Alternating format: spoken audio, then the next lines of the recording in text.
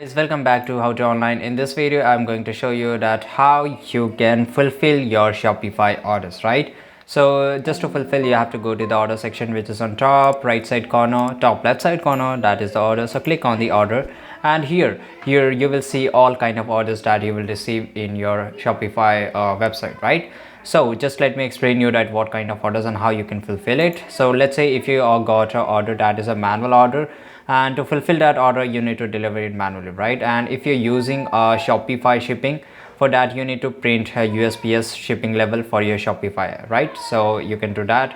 And if you're using any other third party Shopify, if you're using any other type of delivery, any third party delivery, like, then you have to print the documents according to that delivery system, and you have to just pack your products, right, to make it deliver. And in this way you can just fulfill your orders, and this is pretty easy, guys. And I hope you, if you found this video really useful, please make sure that leave a comment down below and also subscribe channel. See you guys in the next video.